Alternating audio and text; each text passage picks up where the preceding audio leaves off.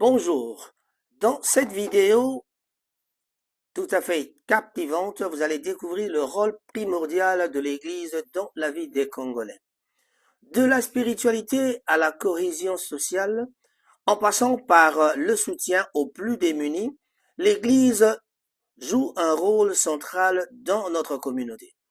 Ne manquez pas cette analyse approfondie de l'apport de l'Église vis-à-vis de la communauté congolaise. Abonnez-vous dès maintenant sur Ango TV pour ne rien rater des vidéos qui mettent en lumière la richesse de notre culture. Salut, bonjour à tout le monde, tous les amis qui suivent Rango TV. Veuillez vous abonner, en tout cas commencez par vous abonner, aimer notre vidéo. Mais ce soir, sur Puraha TV, nous allons parler avec deux pasteurs. Il y aura le pasteur Willy et le pasteur Nzalambila. Nous serons aussi accompagnés avec ma confrère, ma consoeur plutôt, Maman BBL, c'était Botumo. Maman Botumo, si, on sera là ensemble pour parler de l'apport de l'Église. Quel est l'apport de l'Église? Qu'est-ce que l'Église peut apporter à la communauté? Mais de prime abord, je fais cette émission moi-même d'abord pour pouvoir réfléchir et vraiment, je fais ma réflexion à moi pour préparer l'émission de ce soir avec les autres. Donc, salut, bonjour les amis. Aujourd'hui, non, je vais discuter d'un sujet très intéressant, bien sûr, qui concerne la communauté congolaise. Son lien avec l'Église. Quel est le lien de l'Église, que la communauté congolaise avec l'Église? Est-ce que vous vous êtes déjà posé la question, vous vous êtes demandé quel serait l'apport de l'Église dans nos vies?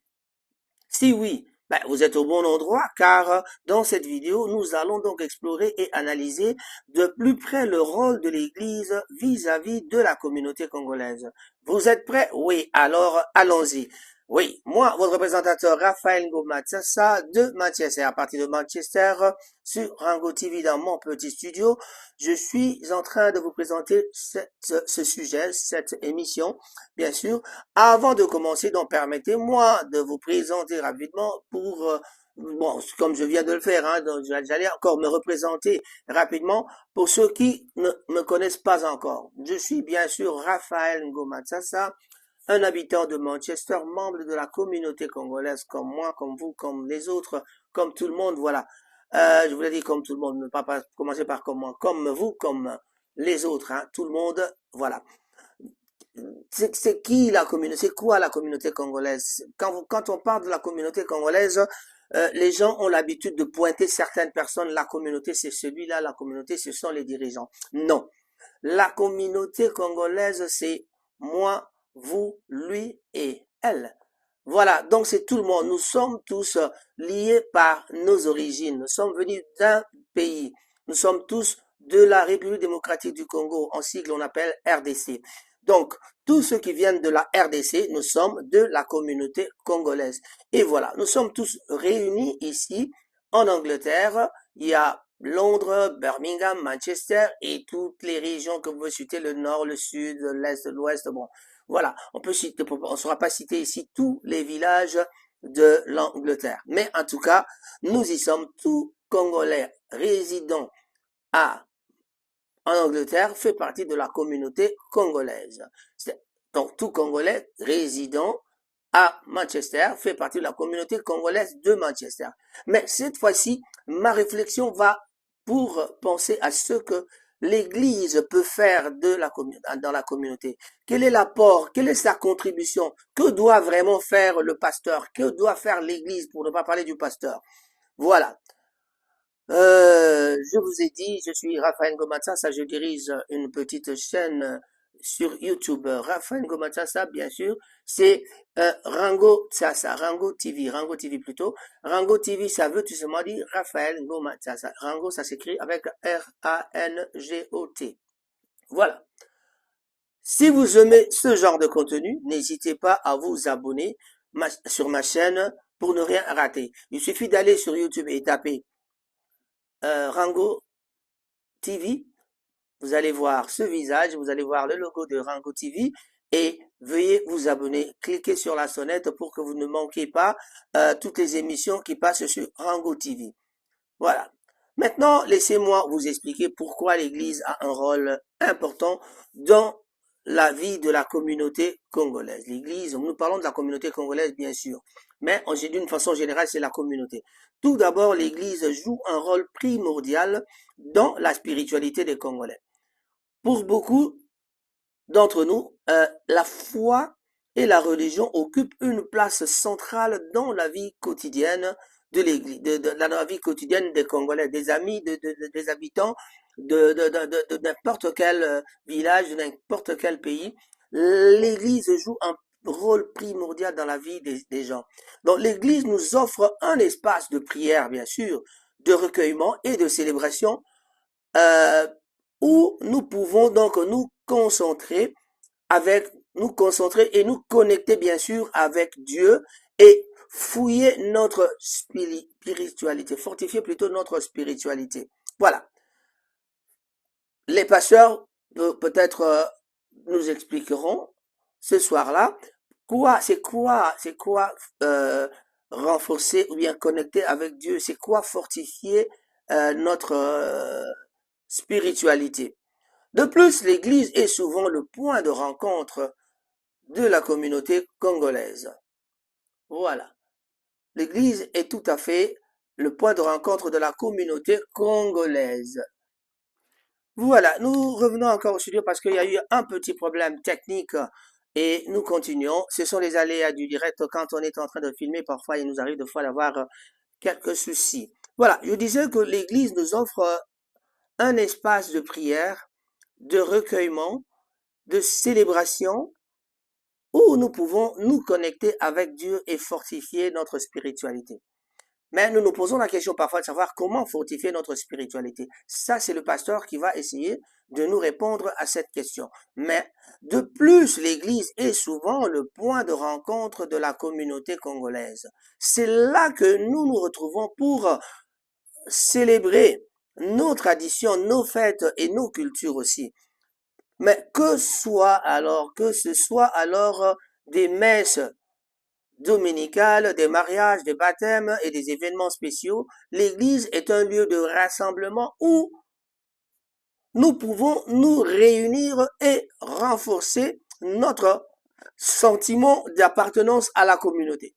Je l'avais dit un peu plus haut en parlant de la communauté c'est nous tous. Quand on parle de la communauté congolaise, il faut pas pointer des gens.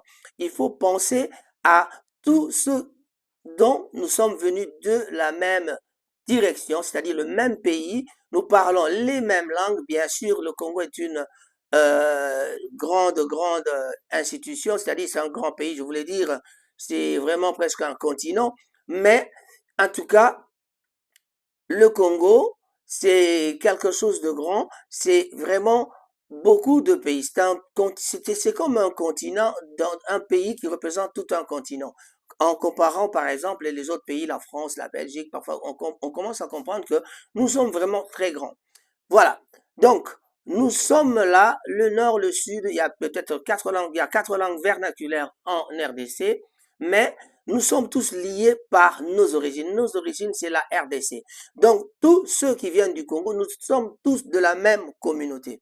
Et cela veut tout simplement dire que nous avons le besoin de nous entendre. Nous devons savoir communiquer entre nous. Qui parle Swahili? Moi, je l'écoute parce que j'ai déjà été à l'Est. Qui parle le Chiluba? Je l'écoute un tout petit peu parce que je suis du Congo, parce que j'ai vécu avec les Baluba aux alentours de moi. Qui parle Kikongo? Oui, parce que je suis Mukongo, je l'écoute. Qui parle, je sais pas moi, il y a le Kikongo il y a déjà le Kikongo au Bandundu, il y a le Kikongo du Bas-Congo, du Congo central. Mais il y a plusieurs langues qu'on parle, mais le Congo a pris quatre langues vernaculaires pour pouvoir communiquer sur toute la région. Il y a le Swahili, le Lingala, le Kikongo et le Chiluba. Voilà. Donc, avec ces 4 langues vernaculaires, nous sommes tous dans la possibilité de nous entendre. Alors, parce que nous sommes liés par la terre, par nos origines, donc nous pouvons bien nous entendre par rapport à ça. Mais il nous arrive de fois d'entrer dans les discussions bêtes, dans les discussions à la con qui n'ont pas de sens. Mais alors, en ce moment-là que je fais intervenir, moi personnellement, je pense que l'Église devait intervenir à ce moment-là. Est-ce que nos pasteurs sont vraiment habilités, sont peut-être capables de faire cette cohésion sociale avec cette liaison avec la communauté entre eux, entre elles plutôt quand les gens se disputent. Est-ce que notre Église est capable de renouer des relations avec la communauté? Quelle est la relation que elle-même l'Église a vis-à-vis de la communauté, de sa communauté congolaise? Parce que l'Église, c'est plus l'Église qui représente d'ailleurs la communauté, parce que dans l'Église, il y a des laïcs, il y a des chrétiens, si nous avons aussi dans la vie quotidienne, il y a des païens, il y a des athées, il y a des gens qui sont des musulmans, qui sont dans les autres religions, il y a les bouddhistes, il y a plusieurs religions. Mais d'une façon générale, le Congo est un pays à caractère, le Congo est un pays à caractère religion catholique. Nous sommes beaucoup plus catholiques que protestants. Voilà. Alors, avec ça, l'Église joue également un rôle social important, comme je l'avais dit, dans la communauté congolaise. Elle propose souvent des services d'aide, de soutien aux personnes dans le besoin, que ce soit par le biais de programmes de formation, l'aide alimentaire, de services de santé ou des conseils spirituels. L'Église est là pour soutenir et accompagner les membres de la communauté congolaise dans toutes les étapes de leur vie. Mais la question se pose maintenant, est-ce que nous, ici, dans notre communauté, est-ce que l'Église joue vraiment cette rôle? Ça, c'est ma façon de penser, mes notes à moi, ou ce que j'ai trouvé sur les livres que je suis en train de lire. J'ai trouvé que l'Église, normalement, devait jouer ce rôle-là. Mais si on regarde l'Église catholique participe à sa façon. Il y a aussi l'Église des réveils qui participe à sa façon. Il y a l'Église protestante. Mais est-ce que vraiment nous, les Congolais, nous donnons vraiment à nos pasteurs la confiance pour que ces pasteurs interviennent dans nos vies sociales, dans nos vies économiques, dans notre vie? Est-ce qu'ils jouent vraiment leur rôle? Et cette question-là, je la poserai ce soir avec les amis, les deux pasteurs qui sont avec moi. Ce sera donc, comme je l'avais annoncé plus haut, ce sera avec M. Nzalambila et notre ami, le vieux Willy Itela. Papa Itela, c'est mon grand frère. Voilà. Donc, en regardant bien ce qui se passe entre nous, déjà l'Église l'Église elle-même, les pasteurs eux-mêmes, je voulais dire, est-ce que les pasteurs eux-mêmes s'entendent déjà bien? Donc, c'est tout un problème. Déjà, si les pasteurs, eux, s'entendent bien, là, l'Église va bien marcher parce que l'Église regorge les pasteurs, il y a des diacres, il y a tous les gens qui sont là, les bandimi, les chrétiens, tous les gens, il y a des gens qui sont chrétiens, il y a des gens qui sont vraiment qui sont pas vraiment pratiquants, mais ils viennent de temps en temps à l'Église, qui ne partent pas souvent à l'église, mais c'est des chrétiens, peut-être je peux les appeler des chrétiens à mi-temps, parce que c'est des gens qui viennent aujourd'hui, mais ne reviendront pas demain. Donc, c'est ça l'église de la République démocratique du Congo. On parle des îles de réveil ici, mais l'église catholique existe aussi, l'église Kimbangis existe aussi. Mais dans le milieu de Manchester, on peut parler souvent, les gens vont dans les églises de réveil. Maintenant que nous avons exploré le rôle de l'Église dans la communauté congolaise, parlons de certains défis auxquels elle est confrontée. Il est important de noter que malgré de nombreux avantages que l'Église apporte à la communauté, elle fait également face à des critiques et à des controverses. Je l'ai déjà presque annoncé. Certains remettent en question l'influence de l'Église sur la société congolaise et s'inquiètent de possibles abus du pouvoir ou de pratiques corruptibles. Voilà, dans l'Église, il y a aussi la corruption. Cependant, il est crucial d'avoir une approche équilibrée et d'évaluer l'impact global de l'Église dans notre communauté. Voilà. Dans notre communauté, est-ce que l'Église joue vraiment son rôle comme il faut? Parce qu'on note aussi il y a quand même des complaintes, des critiques qui arrivent, ou alors il y a des controverses. Certains remettent en question l'influence de l'Église sur la société congolaise. Est-ce que l'Église congolaise, notre Église à nous, participe vraiment dans la vie active des Congolais? Nous avons vu des pasteurs qui ont été à la base des conflits dans les familles d'autrui.